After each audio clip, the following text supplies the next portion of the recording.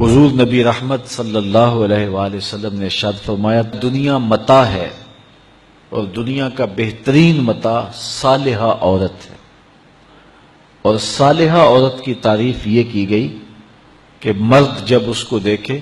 تو خوش ہو جائے، اور جب وہ حکم دے تو وہ اطاعت کرے، اور جب وہ گھر سے چلا جائے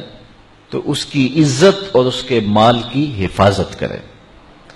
تو جس میں یہ خوبیاں ہوں وہ صالح خاتون ہے، اچھی خاتون ہے اور اچھی بیوی ہے۔ حضور نبی رحمت صلی اللہ علیہ وآلہ وسلم نے اس دواجی زندگی کے حسن پر کتنی خوبصورت بات ارشاد فرمائی۔ فرمایا کہ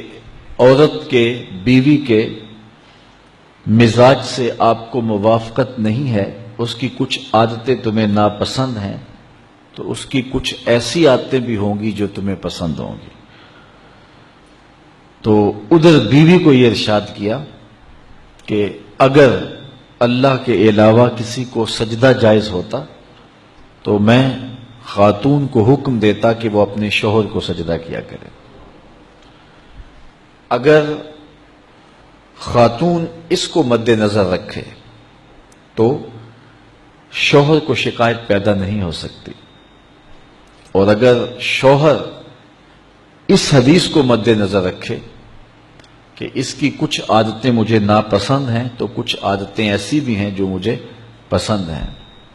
یہ ماں باپ کا گھر چھوڑ کے آئی ہے، میرے لیے وطن چھوڑا ہے، اپنا آبائی گھر چھوڑا ہے، بہن بھائیوں کو چھوڑ کے میرے لیے وقف ہو گئی ہے، تو یہ چیزیں یقیناً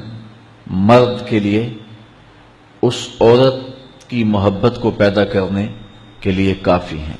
طلاق اگرچہ مرد کا شرعی حق ہے،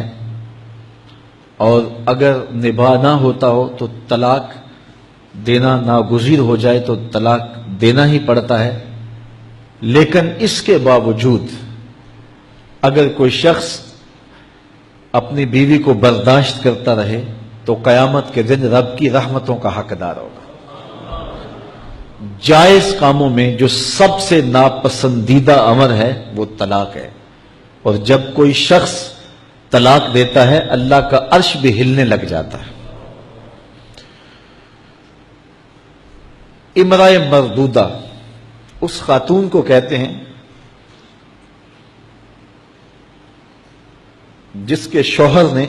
اس کو طلاق دے دی اور وہ اس قابل نہیں ہے کہ اس کا دوبارہ نکاح ہو سکے، پہلے ہی بڑی مشکل نکاح ہوا تھا، بدصورت تھی، جہیز نہیں لا سکی تھی،